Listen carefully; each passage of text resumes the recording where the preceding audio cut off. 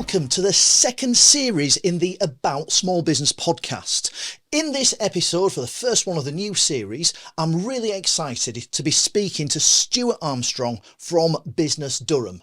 Now, we're taking a slightly different twist here. Obviously, Stuart is working for a company, but he's got networking contacts, and what he has to say is going to be of use to every single person that is interested in this podcast. If you are enjoying the content that we're producing, please do like and subscribe to the channel. Don't forget to hit the little notification bell, and that way, anytime a new podcast drops, you're going to get a notification in your inbox.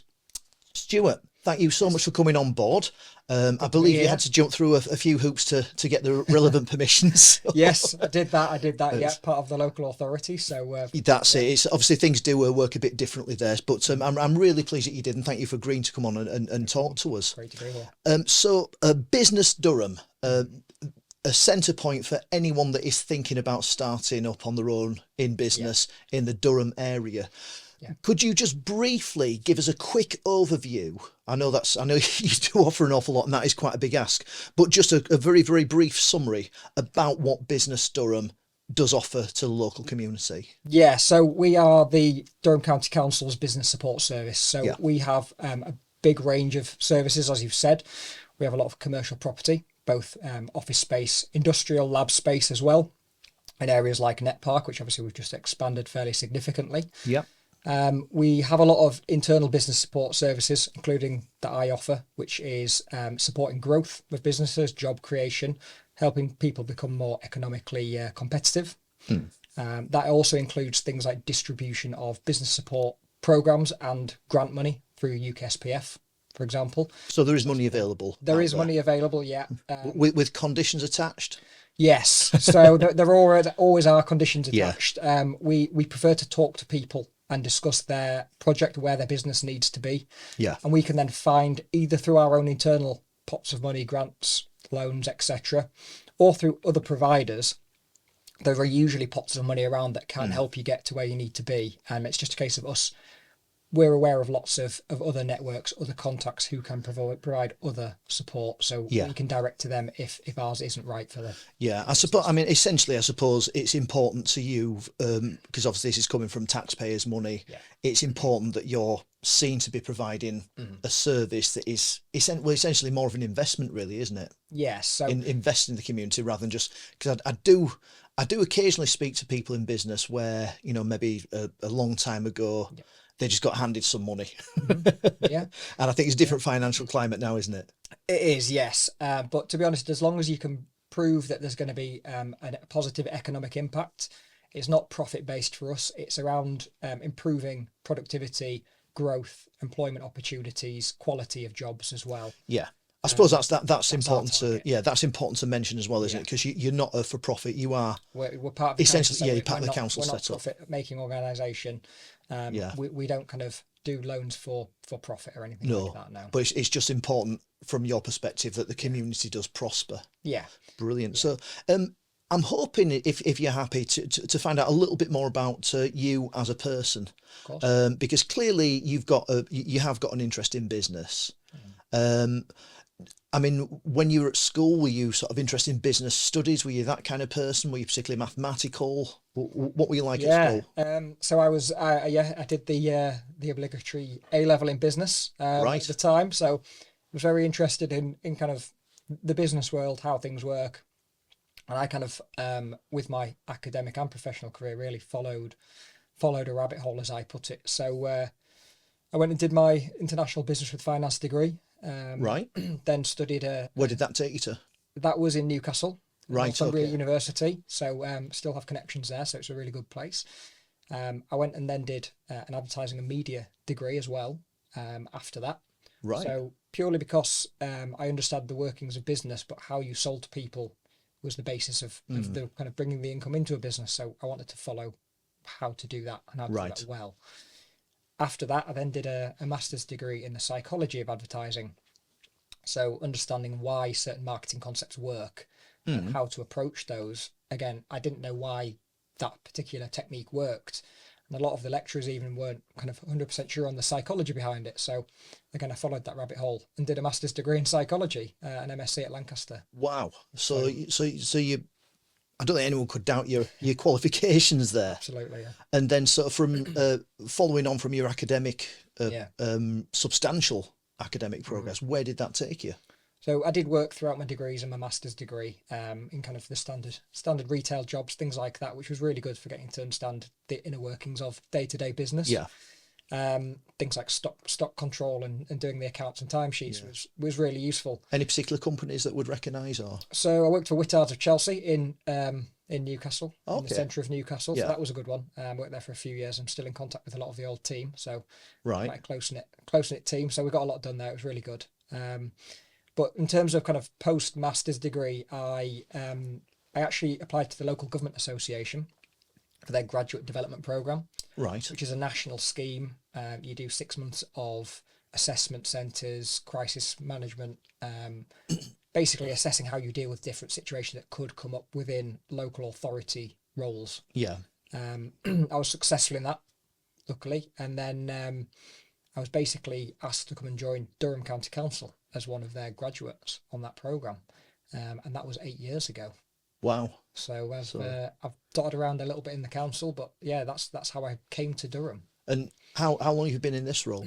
So I've been in this role just over 3 years with direct business support. Prior to that was innovation and research. It was the data behind the kind of business support. And then I decided that going to a more business facing role was something I really wanted to do. Get that more face-to-face experience and kind of have a more hands-on impact was for me. Right. Okay. So for 3 years you've been dealing direct with local businesses. That's it. What's the main thing that you come across your day to day? I mean, I appreciate it's probably given the diversity of businesses, you're probably not getting 2 days the same. But in general, what would you expect to be dealing with on a day to day basis? I think where we add a lot of value, other than just kind of the financial incentive and the grants and things like that, and referring to other programs, is the network of businesses as well. A lot of businesses have ideas and they know what they want to do, but they don't know quite how to get there or who can help them. And a lot of the time, other businesses can do that for them, and we're aware of who they are and where they are. We can't directly refer to any business because it'd be anti-competition, but we can give a list of people who we know are good providers of a service. Yeah. And that allows people to basically pursue the ideas they've got without having to try and do everything themselves. Right. And that means they can realise their ideas much easier. Just out of curiosity, and this I do recall, I think it was a Business Link, who would have been, well, probably before your time at the council, to be fair. They were dissolved, I think, sort of quite a while back, just as I was starting up, sort of around about the 2009 time. Yeah. They would tend to like sort of be saying, all right, we can get you a website. That was their default thing. We can get you website bills. And I was never particularly sure how they established that a provider was as they presented, were any good, basically. And I'm just interested because you've just kind of mentioned you can put people in touch with other services. Yeah. How do you vet the services? So in terms of those services, that's why we don't do a direct referral. Right. We will know of organisations, and we know through word of mouth people that have been spoken about and are really good. And we will kind of provide a list of suggestions of people we know about. But we will always leave it to the business to do their own due diligence. One brilliant web developer might not develop the type of website that business needs. Right. So even if they're good, it might not be the right fit. So it is up to them to kind of pick the correct one and work that out. That does make sense. Yeah. So it's so essentially what one of the key services that you provide is access to knowledge. Yeah. And a broad network. Yeah, and I think business support and business networking, it's everywhere. It's huge, and there's a lot of moving parts. Part of what we do is try and keep up to date with it all. Right. For want of a better word. Yeah. There's so much changing every single day. I was going to say that in itself is a bit of a task, isn't it? Yeah, it is. And it's even for us, there's that many different funds, different criteria around every single one. Yeah. Just keeping up to date with all of them is a task in itself. And that's kind of what we try to do. And so we can quickly direct people in the right direction and tell them actually if the direction they're looking at isn't going to fit for whatever reason. Yeah. And you must come across a hugely diverse range of people coming to you for advice. Yeah. Can you perhaps just putting you on the spot a little bit, perhaps think about some of the more diverse ideas that you've been presented with. Absolutely. I mean, the beauty of the job is dealing with diverse businesses. It's everyone from startups, kind of huge, multi-million turnover businesses that we deal with, and we can support through kind of startup to growth to fairly substantial investment of land and land development as well. And kind of through the council as a wider entity, we can help with a lot of different things. Probably some of the most obscure, probably a traditional Viking blacksmith who wanted a coal-powered forge. Right. That was a particularly interesting one. Did some amazing work, kind of wrought iron gates, kind of sets for around wood stove fires, things like that. Did amazing work, but obviously with a move away from burning coal and fuel, fossil fuels, that was difficult to find. You're not going to get an industrial estate that allows a coal forge inside. So we did have quite a lot of fun finding a bit of space for that, and we looked at things like demonstration forges that are at Kinrin, for example, which are coal powered. And we did a lot of digging around that. We did end up finding a small industrial unit that would allow it, which was privately owned, but because of historic use, it was allowed. But that was one of the more obscure ones, and we did get there in the end, but it took quite a lot of digging around to get the right property for him. Right. Okay. And what would you say is perhaps one of the more common types of business that will come to you? A lot of the time, businesses need to improve their presence, really. Most people who start businesses are very good at providing a service or have a very good product which they produce. They're not necessarily starting a business because they want to run a business. And that means they often need help with kind of marketing, presence in the market, accessing new markets, for example, and how they kind of draw people in and explain the benefits of their product, where their skill set is really lies in producing it or delivering it. And that's where we do a lot of support around that and a lot of signposting. Right, that's because the marketing one, I feel just anecdotally, it's quite a minefield at the minute. I'd remember when I'm showing my age now, but when I was growing up, you'd have an advert in the local paper, and you'd talk about advertising. In my background, my first proper job after I left university was working in newspaper advertising sales. And it was, essentially you were ringing people up, you've been a bit of a pest, but that is where you would go if you wanted to access the public. We've then gone through all sorts of changes, going onto social media. And I think Facebook, is arguably the biggest one where people were able to, any of the social media platforms, people managed to find like sort of huge audiences. And then all of a sudden, those big companies thinking, right, we want some money now. And, Facebook, you're not really getting any visibility unless you're paying for the adverts. Google used to, I suppose, serve the user, whereas now you're struggling to scroll through and actually find what you want on Google now, I think. So that's not as easy. How would you, because obviously with your degree background and you've still been keeping an eye on this, what are your thoughts on marketing? Where would you be sort of signposting people towards at this stage? So I'm not going to claim to be the expert on all marketing on all platforms, but something I see a lot now is, rather than a traditional get in front of as many people as possible with your marketing, it seems to now be about targeting the specific groups. So for example, pay-per-click advertisements through Google Shop, Facebook, etc.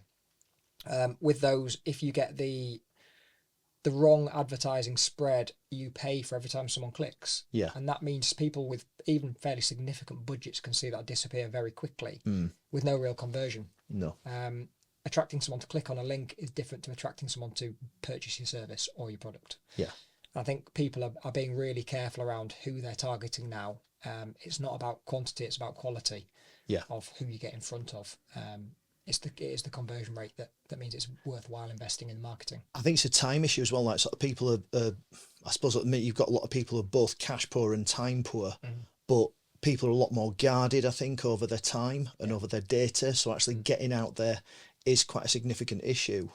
So in terms of how you'd advise people to access that. What kind of people, whereabouts are you finding that expertise? Obviously, you have your own research, your own interest in that. Yeah. What sorts of people are you then seeking support from? So in terms of when businesses are seeking this kind of support, we usually would do a review through the current productivity and growth program we have going on. Yeah. We assess where the business needs to be and where it is now, and if marketing is a key holder of the business and it's something that's stopping them grow, that's part of something we can support through grants. Right. I was going to say, because the review and everything, that's all free, isn't it? Yes, the review is completely free. A lot of businesses find that useful in itself, just to have a covering of everything in the business, not in huge detail, but to kind of look at all the aspects and see where there is detail and where there is not as much. And that gives people an idea of where to focus on and where to develop further as well. But it provides us as an advisor or as a business support service an idea of where they could do with some professional support.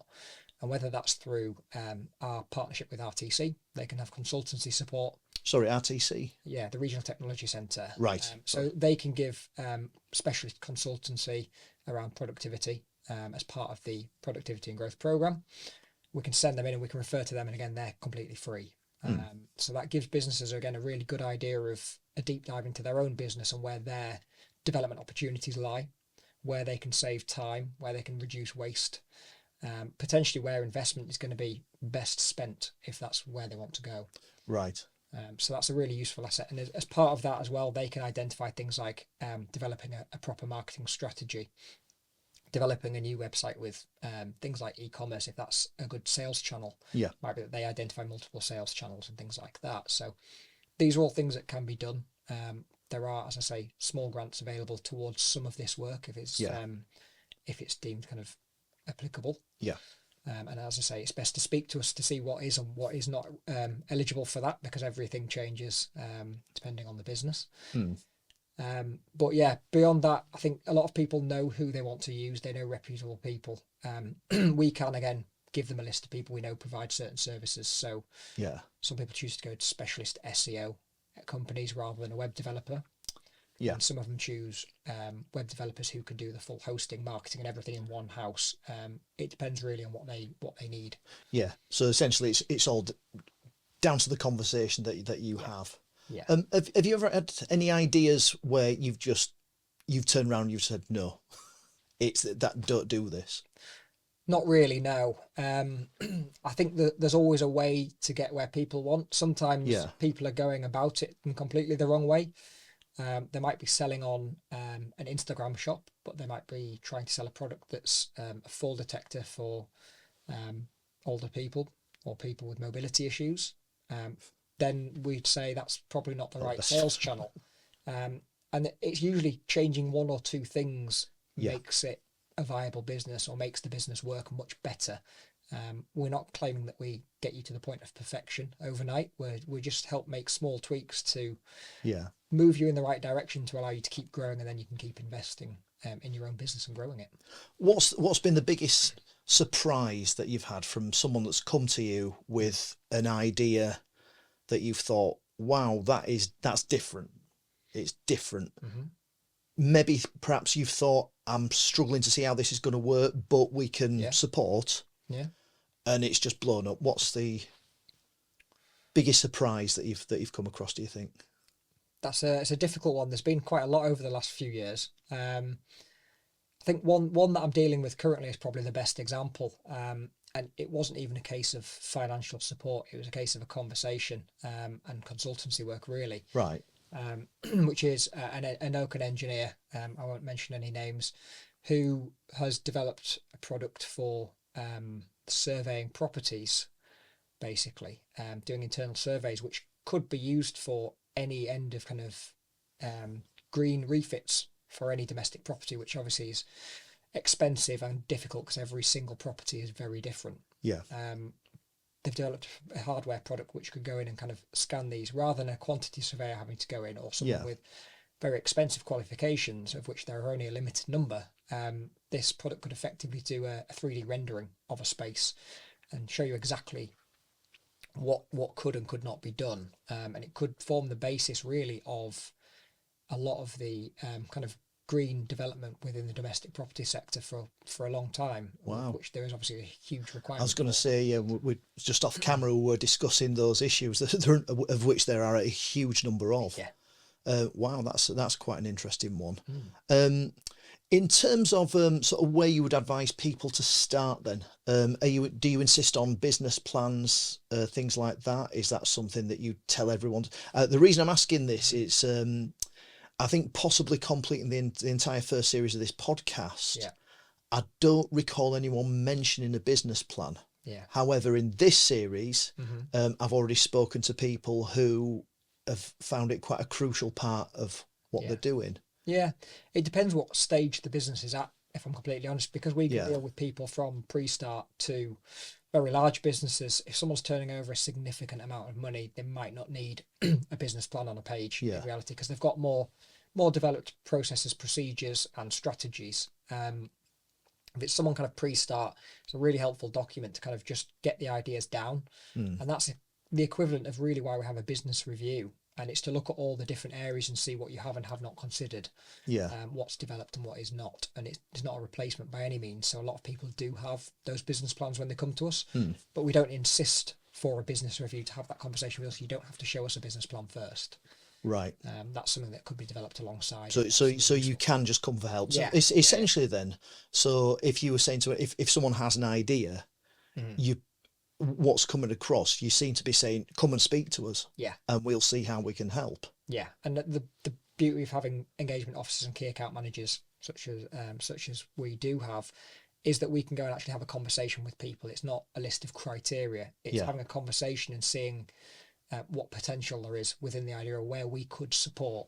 And as I said, if it's not something we can support, and we often know someone who can, so we will refer to other people. It's finding you the support, not what can we offer. I think that's quite interesting, and that's what's coming across very much so. Because one arguably unfair question that I had in the back of my head, which you've kind of already answered, is because I mean, particularly compared to me, you look very young, and I was going to ask you, are you getting, I don't know, maybe sort of older, jaded people been cynical about the support that you can offer? But it's on. I mean, you've given us your academic qualifications and credentials. So I think that, I mean, if that's not enough to shut most people up, then I don't know what is. But then you've been quite clear that it's not just about coming to you personally. No. You've got your own areas of expertise and quite substantial from what you've said. But it's like this whole almost like Durham helping each other. You know, all the Durham business owners. And this is a question I'm fascinated by. Now, you've spoken to a lot of entrepreneurs. How would you describe the typical entrepreneur? What traits do you think these people have all got in common, do you find? So the people who, whether they are starting their first business or they've got a new idea within a business, the one thing that is always really nice, and it's fairly infectious really, is their enthusiasm. People have enthusiasm and energy for their own idea, and it's not a case of what can they get out of it, how much money is it going to make them. 99% of the time people are talking about how beneficial it'll be to the customer, or how much easier it's going to make certain staff members' lives in their day. And that's the thing that I really like to see. It's really good for us. And again, we have another team who do the startup support within Business Durham, so it's part of our remit. It's not something I deal with in day to day, but I will always pass them on, especially when they're really enthusiastic and they've thought through the basics, and they need a bit of support to kind of get it to the end line really. I think that's interesting, because obviously doing what I'm doing with this podcast, is something I've found as well. It's rarely, I mean, any of the podcasts that you might see, it's rare that money's even mentioned. And I think sort of post-pandemic, there did seem to be a lot of people that have jumped on the self-employment bandwagon, as it were. And I think the motivations for that, they're not necessarily financial. No. Everyone needs to put food on the table. But fundamentally, it's about making a difference. It's about providing a service. It's about doing something that I mean, you mentioned enthusiasm. For me, it's passion. It's a belief in a product or a service that you believe can make a difference. And I think most of the point is something that you absolutely enjoy and love doing. Yeah. Yeah, I think the balance has shifted more towards quality of life rather than income level. Yeah. I think that's caused a lot of people who are doing very well to kind of downsize or to shift how they approach things and maybe have a slightly different balance, which again is fine. As long as they're getting growth or they're getting a better quality of work or it's working for them as a business entity, we're always happy to kind of talk to them and see if we can support them to make those changes. Would you say the enthusiasm, the passion, would you say there's in your experience, obviously we're looking anecdotally rather than figures, would you say there's a correlation between enthusiasm and success? I would say so. I think getting support for your business and gaining, for example, investors or developing products and services, there's always going to be things that need adapting and changing as you go. And I don't think anyone has ever said it was a really easy process that they'd like to do every week. So I think it's something that takes a bit of resilience. And I think if you've got that passion for it and you can keep your eye on the end goal and where the benefit is, people like that tend to keep going. If, for example, it's just what is the payout, if it's a big enough payout, people will keep going. But at some point, people kind of lose the enthusiasm for that, even if it's viable, because they don't have the drive for it. So what you're saying is it failure in some, it's only a case of you stop trying. In a lot of cases, yeah, it's a case of often the product is still valid. Their original idea and the original problem they were addressing is still often there. Yeah. There are instances where someone comes in with a fully developed product and drops it from nowhere. Yeah. But generally speaking, it's the fact that they haven't had the time, the resource, or the connection to kind of make it work. And we try and help them access all of those things where we can. Sometimes there are certain lines that can't be crossed, if it needs a huge amount of money to be invested and we just don't have the access to that, and there is no pots of money available for that and they can't raise the finance privately, then that is a problem.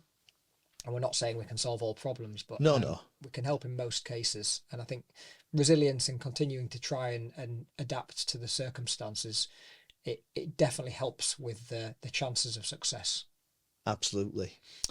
I'm going to go on to personal questions again, if that's all right.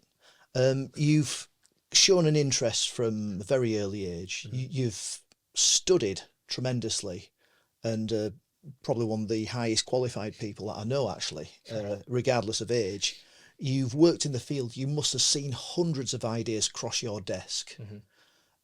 Is there an end goal for yourself where you're eventually working for yourself, do you think? Are you allowed to say that, given that your bosses might watch this? At the moment, to be honest, I'm enjoying supporting businesses. I've had obviously a few years of supporting smaller businesses who can very quickly have impact, which is really nice to see. I've also started supporting some slightly larger businesses on a kind of temporary basis, so through work as well, obviously. And that's allowing me to kind of see bigger impact, which I really enjoy. I think I will always would like to continue supporting businesses to enact change in whatever way that is. In what guise that takes, I don't really know. In terms of a crystal ball, I sadly don't have one. If Elon Musk contacts me tomorrow and offers me something at SpaceX, I'd possibly be there. But other than that, is that an area of interest for you in your? It's just an interesting area of development, but I don't have any expertise, sadly. So right, be on the. I was going to say, do you have any sort of interests or hobbies or anything like that? Yeah, I mean, in my kind of personal time, I do kind of a lot of running and things like that. So I'm always interested in the new tech that comes out around that and tracking performance and kind of heart rate threshold training and things like that. So all of those kind of things are really interesting to me, and I know they are being developed at speed with wearable tech. Yeah. Something I really enjoy keeping up to date with, but again, I'm no expert. I'm an avid purchaser, if anything. No, that sounds fab. So essentially, there are no plans to start up Armstrong Enterprises anytime soon. Not currently, no, not currently. But to be fair, you are still young, so there's time for that to happen. But you very much, I mean, you seem to be enjoying it. Certainly, other people I know who have spoken to you say that the passion is there within your job, and that your ideas and, you know, experience and learning are there on tap for other people that want to take advantage of that. Yeah. So for the foreseeable future, you're sticking with Business Durham. Absolutely. And for the people who want that help, they're going to be able to come to you. So, I mean, what would you be saying to this? If anyone was sat watching this, they've got an idea in the back of their head, what would you say to them? I think just getting in touch with us, have a conversation. If you've got an idea of you wanting to grow, you want to move into County Durham from somewhere else, we can help with that. If you're looking for finance for development, just while you say that, on geographically, are there any sort of restrictions or? So we can only support businesses who are in County Durham. So is that a residential address or business address? So it depends on where you trade from. If you have a business HQ outside of the county, but you still have a substantial base here, right, we can still deal with you, as long as the benefit really is felt within County Durham. Yeah. We generally like the business to be based in County Durham if we can, but we know a lot of flexible working, home offices, etc. Businesses might be HQ'd at someone's home address. Yeah. In which case we can look at where the actual output is, and if you're kind of working from that location, the economic benefit is within the county, then that really this should be okay in most circumstances. I mean, and I think completely reasonably, it's that economic benefit. Yeah. It's an investment, as we've mentioned earlier. It's an investment within that, and I think it's fair to say there are other for other counties will perhaps have their own equivalents. Yeah, other councils all have some kind of provision for business support investment in various different guises, and every geography is very different, so everyone has a very different type of setup, type of delivery for what they need. But yeah, they cover their areas with kind of similar funding, similar support. So we don't need to kind of double provide that. Absolutely. And in terms of additional things that you offer, you also offer like sort of a monthly workshops, don't you, that people can attend? Yeah, so as Business Durham, we run several business networks. Some of them are for various business parks, some of them are kind of closed to business parks, some of them are more open. So we've got some quite big ones at kind of Aycliffe Business Park, for example, Bishop and Shildon, East Durham Business Network. We have a couple of the more closed ones, which are Northern Tenants and Drum Industrial Estates. So that's kind of our tenants, and Drum being the tenants of Drum Industrial Estate. And that's really a way of us engaging with lots of businesses. There are a huge number. There is only a limited number of us. So sometimes it's hard. We can't contact everybody on a personal basis, but events like that where we can get 20, 30 people in a room, you can present new funding, get speakers in around training, things like pay-per-click advertising was our last speaker actually. And having those people come in and deliver from Climb and Conquer was really useful. It gave people an idea of where to start in a subject where they don't approach it because they don't know any of the basis to even know what to ask for from a third party. So things like that have been really useful. Businesses have given really good feedback on that, and we're going to try and do more and more of those. And as I say, it's they're all on our website.